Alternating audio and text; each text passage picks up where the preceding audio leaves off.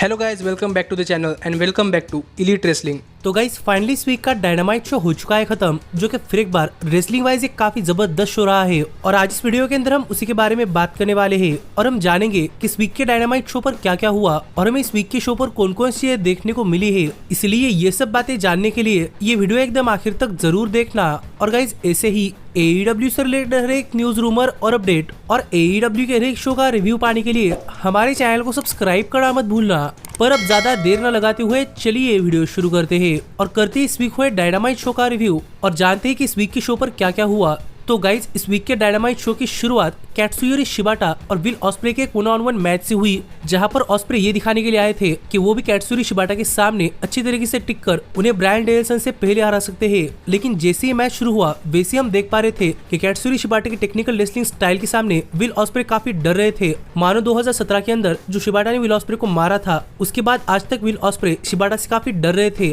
और will osprey इस match के अंदर कुछ भी कर ले वो काफी इनफ नहीं था। और जब विल ऑस्प्रे 3 मारते और शिबाटा 1 मारते तो इस मैच के अंदर इक्वल था, जिससे आप समझ सकते हैं कि शिबाटा की इस मैच के अंदर स्ट्राइकिंग और टेक्निकल रेसलिंग कितनी जबरदस्त रही है। पर जैसे ऑस्प्रे ने इस मैच के अंदर अपने हाई फ्लाइंग मूव्स लगाना स्टार्ट कर दिया तो शिबाटा इस मैच के अंदर ज्यादा कुछ नहीं कर पाए, लेकिन फिर भी वो इस मैच के अंदर बने रहे और वो इतनी जल्दी आसानी से गिव अप नहीं कर रहे थे। और ये देखकर एक टाइम के लिए दोनों ही एक दूसरे पर डबल क्लोज लाइन लगाने के लिए गए, जिसे एक्शन के बीच में एक टाइम पर ऑस्प्रे ने आउट ऑफ नोवेयर शिबाटा पर अपना फिनिशर हिडन ब्लेड लगा दिया। पर फिर भी शिबाटा 1 पर किक आउट कर पाए, जो देखकर ऑस्प्रे काफी सरप्राइज हुए और ऑस्प्रे ने शिबाटा पर टाइगर ड्राइवर 98 लगा दिया। पर इसके बावजूद शिबाटा उठकर बैठ गए और ये देखकर ऑस्प्रे ने शिबाटा पर अपना फिनिशर हिडन ब्लेड लगा दिया और इस बार उन्हें पिन कर ऑस्प्रे ने ये मैच जीत लिया है। जैसे किस न किस तरीके से ऑस्प्रे आखिरकार शिबाटा को हरा पाए हैं, लेकिन ये देखकर आखिरकार ऑस्प्रे और शिबाटा इन दोनों ने भी एक दूसरे को रिस्पेक्ट दिखाई और इस जबरदस्त ओपनिंग मैच के साथ डायनामाइट शो की तो एकदम धमाकेदार तरीके से शुरुआत हुई थी। लेकिन इसके बाद में शो पर ब्रायन डेनियल्सन के लिए भी एक हाइप वीडियो देखने को मिला,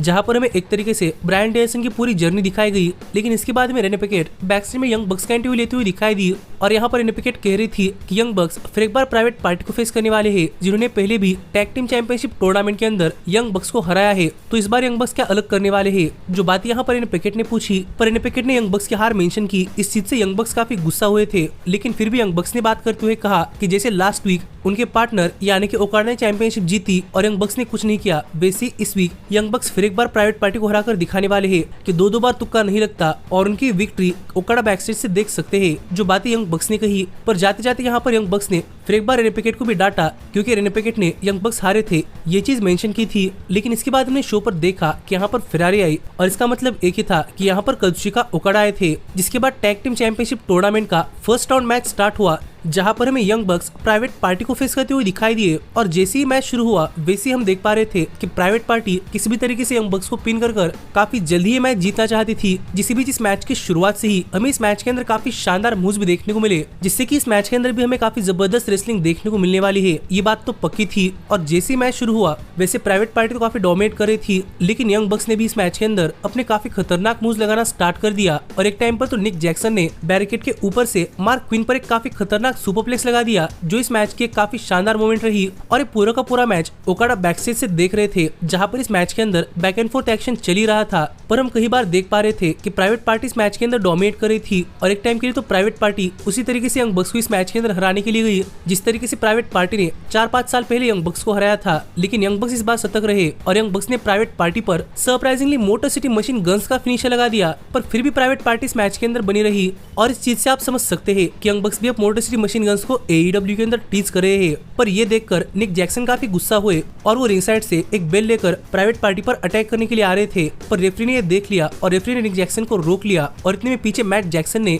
आइजैक कैसिडी पर एक लो ब्लो लगा दिया। पर इससे पहले को ज्यादा कुछ कर पाते मार्क क्विन ने यहाँ पर आकर मैट जैक्सन पर टाइटल बेल्ट से अटैक कर दिया, लेकिन निक जैक्सन ने चालाकी का इस्तेमाल कर रोप्स का सहारा लेकर मैट जैक्सन को इस मैच के अंदर रखा और लो ब्लो खाकर आइजैक कैसिडी तो वैसे ही बाहर हो चुके थे। पर मार्क क्विन पर अपना फिनिशर BT ट्रिगर लगाकर उन्हें पिन कर यंग बक्स ने मैच जीत लिया है और अब यंग बक्स टूर्नामेंट के अंदर सेमीफाइनल्स राउंड के अंदर पहुंच चुके हैं, जो देखकर बैकस्टेज से ओकाडा भी काफी खुश हो रहे थे। तो देखना पड़ेगा कि आगे क्या होता है। लेकिन इसके बाद में शो पर कोनोसुके तकेत्सा के लिए एक हाइप वीडियो देखने को मिला, जहां पर डॉन कैलिस नैरेट करते हुए कह रहे थे कि इस बार तकेत्सा वर्ल्ड चैंपियनशिप के लिए नंबर 1 कंटेंडर बनने वाले हैं। लेकिन इसके बाद हमने देखा कि यहाँ पर एक गाड़ी आई और गाड़ी में से कोई और नहीं बल्कि मर्सिडीज मोनी निकली जो कि इस वीक शो पर आई थी। और इसके बाद में डार्बी एलन का भी एक बैकस्टेज सेगमेंट देखने को मिला जहाँ पर डार्बी एलन अपने स्केटबोर्ड स्कूल से बात करते हुए कह रहे थे कि डार्बी एलन ओरिजिनली अपनी इसी स्केटबोर्ड फाउंडेशन के लिए चैरिटी के तौर पर माउंट एवरेस्ट क्लाइम करने वाले थे, पर वो प्लान अब पोस्टपोन हो चुका है। लेकिन इसके बावजूद भी डार्बी एलन चाहते हैं कि उनके स्केटबोर्ड एसोसिएशन के लीडर यहाँ पर अपनी तरफ से स्केटबोर्ड के लिए चैरिटी की अपील करे, जो अपील डार्बी एलन के स्केटबोर्ड एसोसिएशन के लीडर ने की। लेकिन इसके बाद हमने शो पर देखा कि हमें क्रिस जेरिको और हुक का एक बैकस्टेज सेगमेंट देखने को मिला जहाँ पर रेने पैकेट जेरिको से पूछ रही थी कि जेरिको का इस वीक हुक के लिए प्रपोजल क्या है। और यहाँ पर बात करते हुए जेरिको ने कहा कि जेरिको ने हुक को देखा है और हुक को देखकर जेरिको को लगता है कि hook definitely next world champion बन सकते हैं। और इसलिए जेरिको का प्रपोजल ये है कि जेरिको चाहते हैं कि जब कभी हुक को जरूरत पड़े तो हुक जेरिको के पास आकर उनसे एडवाइस मांगे। जिस प्रपोजल पर हुक ने कहा कि हुक जेरिको को जानते हैं और इसलिए हुक जेरिको से प्रपोजल एक्सेप्ट करते हैं। जो बातें हुक ने कही तो देखने के लिए मजा आएगा कि आगे जब जेरिको हुक को मेंटोर करते हैं तो आगे क्या होता है। लेकिन इसके बाद हमें शो पर टीबीएस वुमेन चैंपियनशिप का नंबर 1 कंटेंडर फाइंड आउट करने के लिए एक फैटल 4-वे मैच देखने को मिला जहां पर Chris Statlander, Willow Nightingale, Sky Blue और एना जे एक दूसरे को फेस कर रही थी। और मैच के लिए मर्सिडीज मोनी कमेंट्री टेबल पर थी। और जैसे ही मैच शुरू हुआ वैसे हमने देखा कि इस मैच के अंदर हमें एक के बाद एक काफी जबरदस्त मूव्स देखने को मिले। और गाइस फिर एक बार ये मैच एक मल्टीपर्सन मैच था, इसलिए इस मैच के अंदर एक्शन तो जरा भी नहीं रुक रहा था और हमें एक मुंह के बीच में ही दूसरी ऐसी मुंह लगती हुई दिखाई दे रही थी जो देखकर काफी सारे लोग सरप्राइज होकर सोच भी रहे थे कि किस तरीके से ऐसे मूव्स एग्जीक्यूट कर रहे हैं। लेकिन फिर भी इस मैच के अंदर एक्शन काफी जबरदस्त रहा और हमें टेम्पररी अलायंसेस भी देखने को मिली।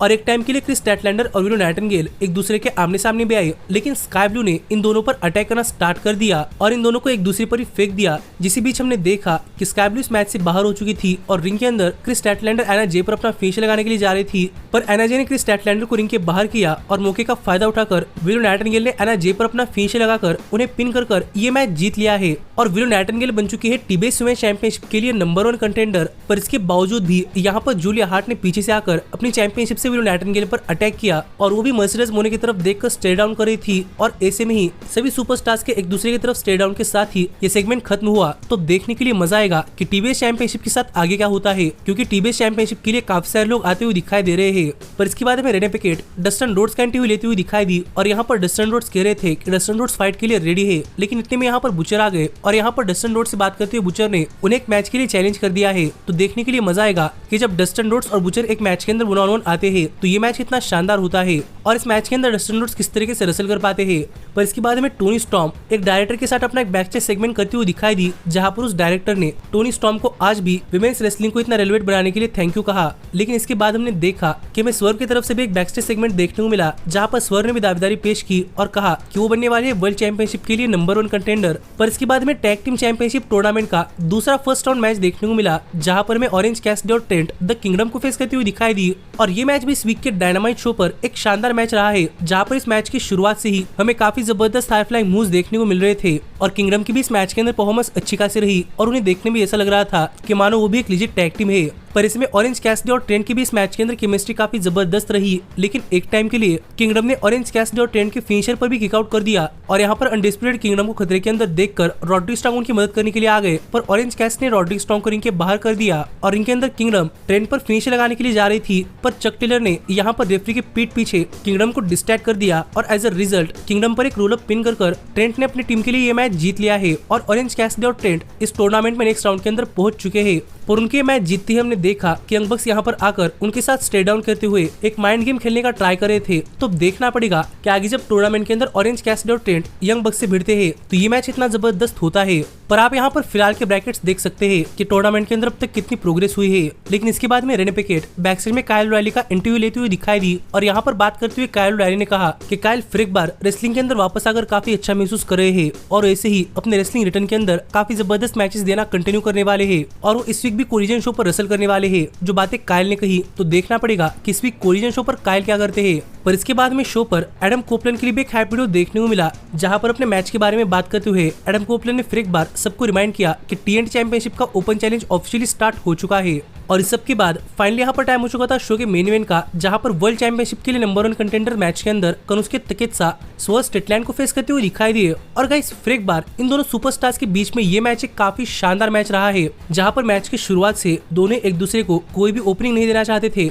और दोनों ही काफी जल्दी ये मैच जीतना चाहते थे। लेकिन जैसे जैसे मैच आगे बढ़ा वैसे वैसे तकेत्सा ने इस मैच के अंदर स्वर्व पर काफी खतरनाक स्ट्राइकिंग्स करना स्टार्ट कर दिया जिसके सामने स्वर्व भी जवाब के अंदर अपने काफी अच्छे खासे मूव्स लगा रहे थे, जो देखकर यहाँ पर इन दोनों को एक दूसरे पर तगड़े तगड़े मूव्स लगाता हुआ देख क्राउड भी काफी खुश हो रहा था और क्राउड भी इस मैच के अंदर दिस इज ऑसम और फाइट फॉरएवर के चैंट्स कर रहा था, जो देखकर आप समझ सकते हैं कि ये मैच भी कितना शानदार मैच हुआ है। पर सभी चीजों को साइड में रखकर अगर यहाँ पर हम बात करें इस मैच के विनर की, तो गाइस हमने इस मैच के क्लोजिंग मोमेंट्स के अंदर देखा कि स्वर्व कोनुस के चिकित्सा पर अपना स्वर्व स्टॉम्प लगाने के लिए जा रहे थे, पर चिकित्सा रिंग साइड पर गए, पर स्वर्व ने वहां पर कोनुस के चिकित्सा पर अपना फिनिशर स्वर्व स्टॉम्प लगा दिया और फिर एक बार वो रिंग के अंदर स्वर्व स्टॉम्प लगाने के लिए गए, पर चिकित्सा ने इसे एक पावर बॉम्ब के अंदर कन्वर्ट कर लिया और चिकित्सा स्वर्व पर अपना फिनिशर फैल्कन एरो लगाने के लिए गए, पर स्वर्व ने इसे रिवर्स किया, पर एज अ रिजल्ट कोनुस के चिकित्सा ने स्वर्व पर अपना सिग्नेचर रनिंग नी लगा दिया, लेकिन फिर भी स्वर्व किक आउट कर पाए और यहाँ पर स्वर्व ने कोनुस के चिकित्सा पर आउट ऑफ नोवेयर अपना सिग्नेचर स्वर्व स्टॉम्प लगा दिया, पर फिर भी चिकित्सा ने आउट कर दिया, जिस पॉइंट तक पूरा का पूरा क्राउड यहाँ पर खड़े होकर ये मैच देख रहा था।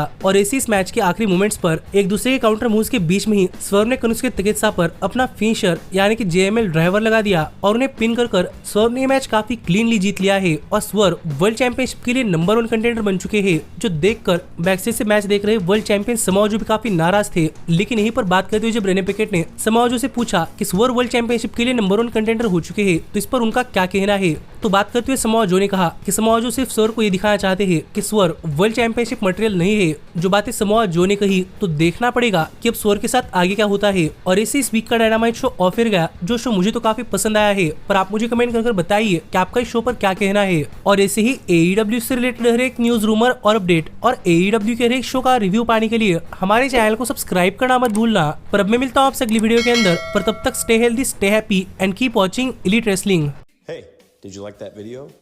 Click the screen for more. And where do you think you're going? Check out our official merchandise page and to support the entire cast. And thanks so much for being the elite. The elite, the elite.